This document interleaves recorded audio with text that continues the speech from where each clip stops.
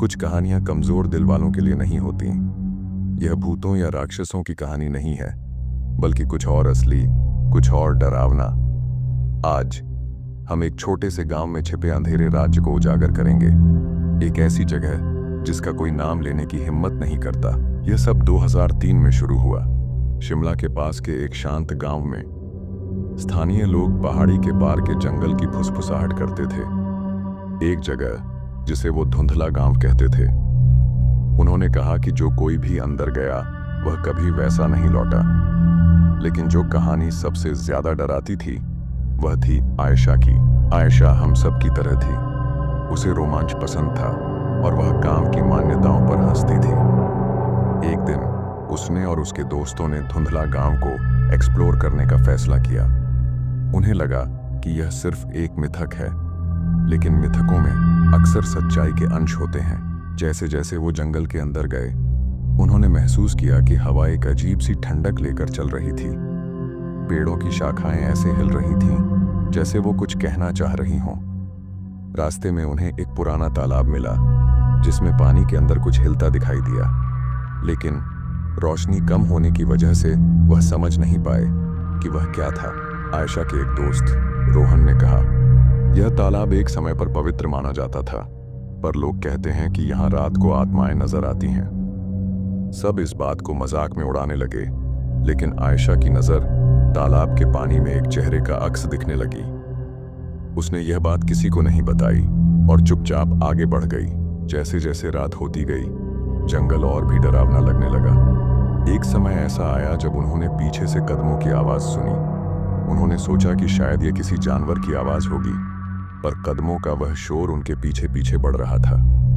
रोहन ने आवाज लगाई, कौन है? पर कोई जवाब नहीं आया। तभी अचानक से एक पत्थर उनके पास गिरता है।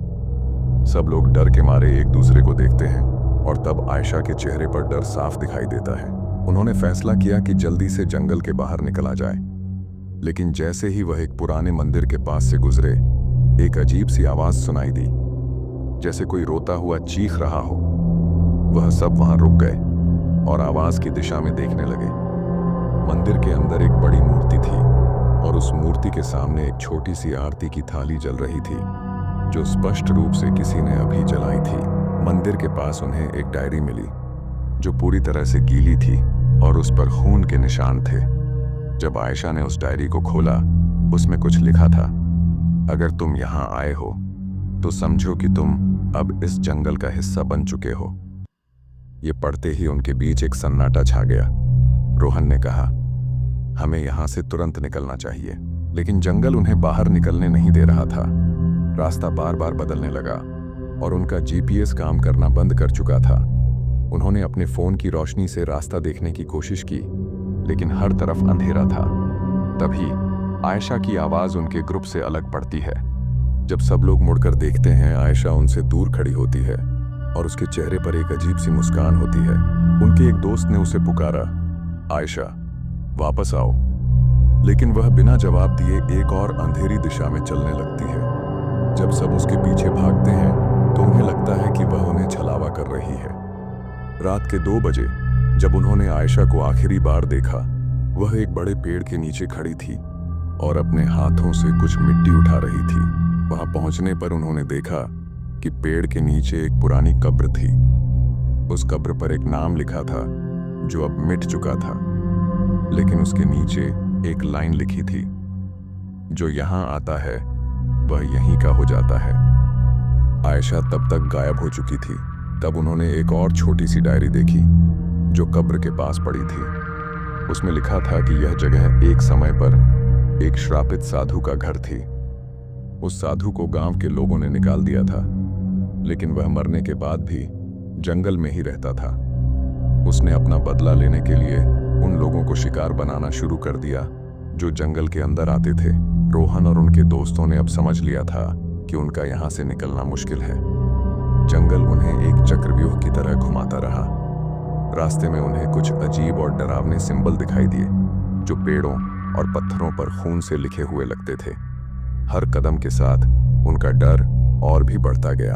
एक वक्त ऐसा आया जब उन्होंने एक छोटी सी झोपड़ी देखी उस झोपड़ी के अंदर एक पुराना रेडियो था जो अपने आप चालू हो गया। उसमें से एक औरत की आवाज सुनाई दी जो चीख रही थी। तभी उन्हें झोपड़ी के एक कोने में कुछ परछाई दिखाई दी। वह परछाई धीरे धीरे उनकी तरफ बढ़ने लगी। सब लोग डर के मारे भाग गए।